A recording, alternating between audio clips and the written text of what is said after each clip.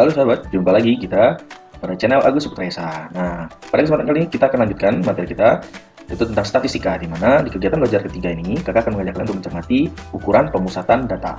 Nah, di mana ukuran pemusatan data itu ada tiga, yaitu ada rata-rata atau mean, kemudian ada median, kemudian ada modus. Langsung saja kita ke soal yang pertama.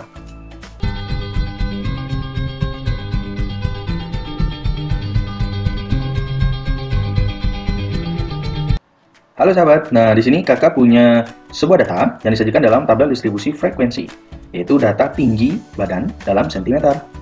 Nah, di mana di sini ada 5 kelas interval, ya, 1, 2, 3, 4, 5 kelas interval, dengan frekuensinya masing-masing kelas seperti ini. Nah, sekarang kita akan mencoba untuk mencari rata-rata atau mean dari data yang disajikan dalam tabel distribusi frekuensi ini. Nah, secara umum, pada dasarnya, rata-rata itu kita cari dengan rumus, yaitu X bar, itulah sigma XI dikalikan dengan FI, per sigma FI. Nah, di mana di sini XI dalam tabel distribusi frekuensi kita bisa nyatakan dalam nilai tengah dari masing-masing interval. Nah, untuk mempermudah, di sini kakak buatkan tabelnya seperti ini. Di mana di sini kakak tambahkan ada 2 kolom, yaitu ada XI dan ada XI kali FI. Nah, XI ini adalah nilai tengah dari masing-masing interval kelasnya. Maksudnya nilai tengah itu seperti ini. Jadi kakak bisa tuliskan dulu, misalnya di kelas pertama 155 sampai 159. Jadi rentangannya 155, 156, 157, 158, dan 159 gitu ya. Nah, ini ganjil kan? Jadi terlihat bahwa di sini nilai tengahnya 157. Nah, inilah kita gunakan dia sebagai XI-nya. Ya. Jadi di sini XI-nya ini kelas pertama adalah 157. Nah, lalu untuk yang kelas berikutnya gimana, Kak? Apakah kita lakukan hal yang sama juga? Boleh, lakukan hal yang sama seperti ini juga. Atau kalian bisa cek di sini panjang kelasnya, ya.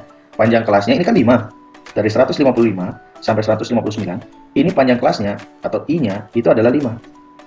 1, 2, 3, 4, 5. Jadi, untuk mencari XI di kelas berikutnya, cukup kalian tambahkan dengan 5. Ya, jadi 157 tambah 5, dia dapatnya adalah 162, ya kan?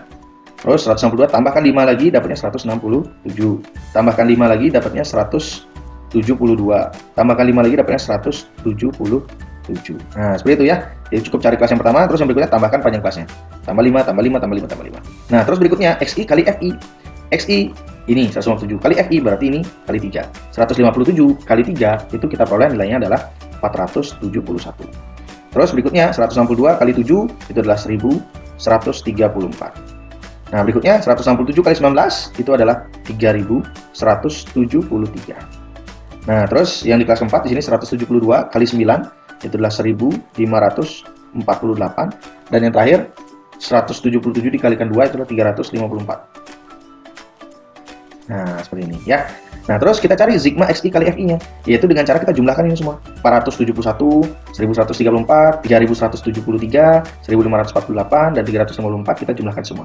Sehingga kita dapatkan sigma XI kali FI itu adalah 6680. Nah, ya. Nah, terus untuk sigma FI-nya gimana? Sigma FI-nya berarti ini yang kita jumlahkan. 3 tambah 7 tambah 19 tambah 9 tambah 2. Kita dapatkan sigma FI-nya itu berarti dia akan sama dengan 40. Nah, sudah. Berarti sekarang kita tinggal cari rata-ratanya. X bar-nya adalah sigma XI kali FI. Sigma XI-nya kita dapatkan ini adalah 6680. Kita bagi sigma FI-nya adalah 40. Udah selesai. Jadi rata-ratanya itu adalah 167. Jadi rata-rata tinggi badan ya dari 40 orang ini adalah 167 cm ya. Oke, mudah ya untuk mencari rata-ratanya dari tabel distribusi frekuensi. Jadi cari dulu nilai tengahnya, ini XI-nya, kemudian kita cari XI kali FI-nya, kemudian kita cari sigma-nya, dan kita cari sigma FI-nya. Setelah itu tinggal kita bagi. Nah, berikutnya kita akan coba mencari median dari data tabel distribusi frekuensi. Yuk kita cari sama-sama.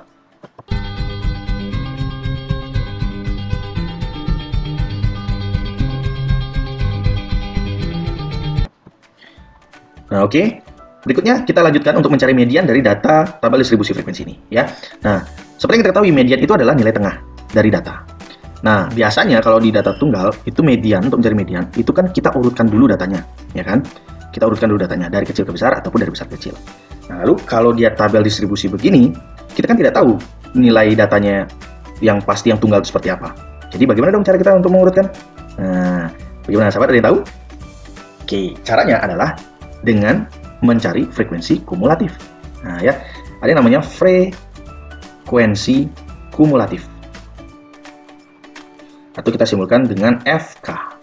Nah ini ya, kita cari dulu frekuensi kumulatifnya dari tabel ini. Lalu kita akan cari kelas intervalnya, kelas mediannya, kelas median, yaitu dengan cara di sini setengah kali n. Ya, kita cari posisinya atau urutan datanya di urutan ke setengah n, itu adalah posisi dari nilai mediannya. Nah, setelah itu kita bisa masukkan ke dalam rumus, di mana rumus median itu adalah seperti ini.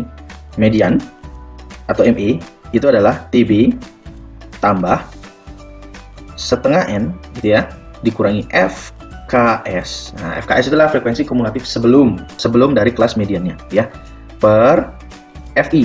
FI inilah frekuensi interval dari kelas mediannya, kali panjang kelas C. Nah, gitu ya. Ini rumusnya.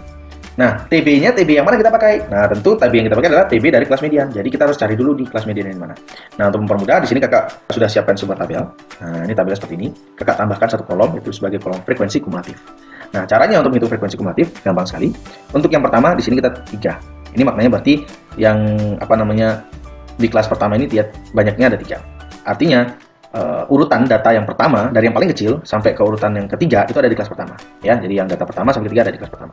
Terus berikutnya ini kita tambahkan 3 tambahkan dengan 7, tambah 7 dapatnya 10. Ini artinya gimana?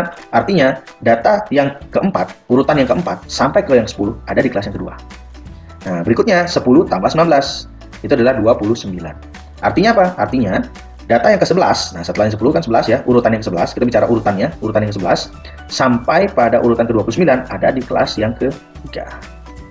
Nah, berikutnya tambahkan lagi dengan 9. 29 tambah 9 adalah 38. Artinya bahwa data urutan ke-30 ini setelah 29 kan 30 sampai dengan 38 ada di kelas interval yang ini. Nah, berikutnya yang terakhir 38 tambah 2 itu adalah 40. Jadi, secara tidak langsung, data ke-39 dan data ke-40 pasti ada di kelas yang terakhir, yaitu interval ke-175 sampai 179. Nah, bisa dipahami ya? Jadi, FK ini kita sudah mengurutkan datanya. Nah, setelah itu kita cari dulu kelas mediannya. Ya. Kelas median itu setengah N. N-nya adalah 40. N itu akan sama dengan frekuensinya. Jadi, sigma F-nya itu akan sama dengan ini. Frekuensi kumulatif yang terakhir. Itu harus sama. Kalau misalkan beda, berarti ada yang keliru ketika menjumlahkan. Ya. Oke, nah berarti di sini kelas median yang bisa kita cari dengan cara setengah N, setengah kali 40, itu adalah 20. Jadi, kelas mediannya atau mediannya itu berada di kelas dengan urutan data ke-20, yaitu, nah kita mark dulu, kita tandai, itu adalah di kelas yang ketiga. Nah, bisa dipahami sahabat? Ada di kelas ketiga. Kenapa di kelas ketiga, Kak? Nah, jelas sekali bahwa di sini frekuensi kumulatifnya kan 29, dan frekuensi kumulatif sebelumnya adalah 10. Jadi kalau kita cermati di sini, data yang ke-11 sampai 29, itu ada di kelas yang ketiga ini. Nah, kelas mediannya itu di sini letaknya adalah data ke-20. Berarti data 20 itu pasti ada di sini karena di sini tangannya dari 11 sampai 29 datanya. Ya kan? Oke, bisa dipahami ya. Nah, setelah itu kita tinggal masukkan ke dalam rumusnya ini. Kita cari komplemen rumusnya yang belum diketahui. Misalkan nih, TB. TB itu apa sih? Nah, ya. Mungkin kalian masih ingat TB. TB itu adalah batas bawah dikurangi setengah satuan terkecil. Nah, karena di sini datanya bulat, ini bulat ya, tidak desimal ya, maka satuan terkecilnya atau SK-nya itu adalah 1. Setengahnya, setengah dari SK, jadi setengah dari SK sudah barang tentu adalah 0,5. Nah, jadi batas bawah dari kelas intervalnya ini kelas mediannya adalah 165. Jadi bisa kita peroleh dengan cara 165 kita kurangi dengan setengah dari satuan terkecilnya atau 1. Setengah dari 1 adalah 0,5, langsung aja di sini ya. Nanti 165 dikurangi 0,5. Kita peroleh 164,5. Nah, ini TB-nya. Terus setengah M udah dapat 20. Nah, FKS, apa itu FKS? FKS adalah frekuensi kumulatif sebelum kelas median. Nah, di sini kita bisa cermati FK-nya adalah 29. FKS-nya berarti yang ini sebelumnya. Ini. FKS, gitu ya. Jadi FKS-nya itu adalah 10. Nah, ya, FKS-nya adalah 10. Nah, berikutnya frekuensi FI-nya, frekuensi kelasnya FI-nya. Di sini frekuensi kelasnya ini jelas sekali terlihat bahwa 19. Jadi FI-nya kita pakai 19. Dan terakhir C. C itu apa? C itu panjang kelas. Panjang kelas bisa kalian cari dengan cara mencari selisih dari batas bawah masing-masing kelas. Ini dengan ini kita cari selisihnya, itu kan 5. Ini dengan ini juga 5, sama dia. Ini dengan ini juga 5, ini dengan ini juga 5. Jadi panjang kelasnya dia 5. Ya. Oke.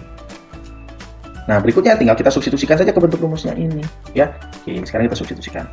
Jadi median itu adalah TB tambah setengah, langsung aja ya TB-nya.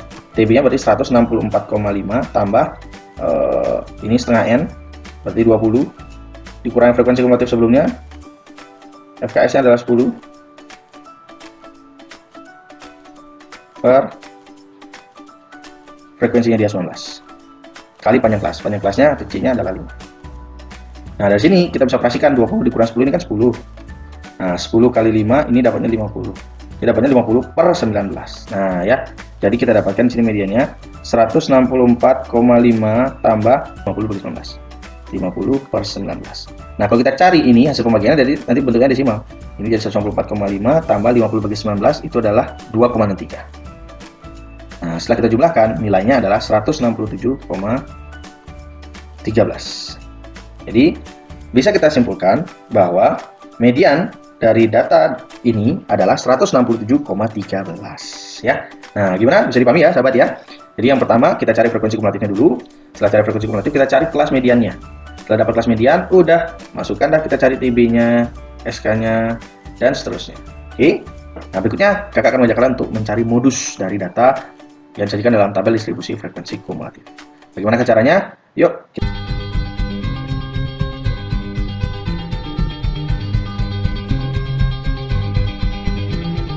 Oke, nah di soal yang ini kita akan mencari modus dari datanya. Di mana di sini datanya ini agak berbeda dengan data yang tadi ya saat mencari rata-rata dan median.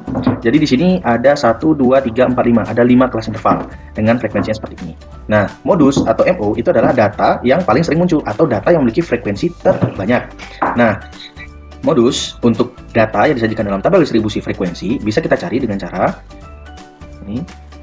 MO itu adalah TB ditambah dengan ini ada S1 per S1 tambah S2 kali C.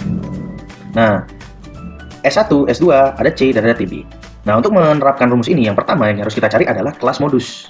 Nah, ya, kita harus cari dulu kelas modus. Apakah itu kelas modus?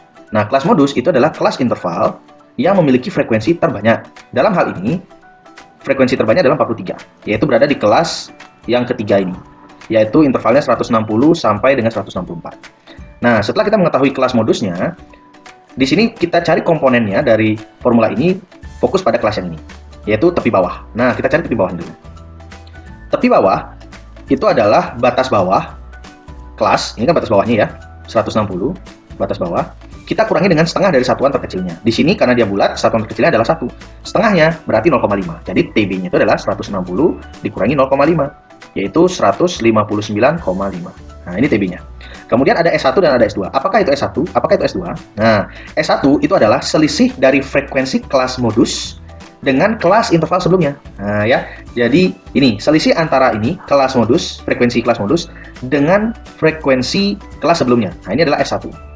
Ya. Jadi, 43 itu kan frekuensi kelas modusnya. Kita kurangi dengan 19. 19 ini adalah frekuensi kelas sebelumnya.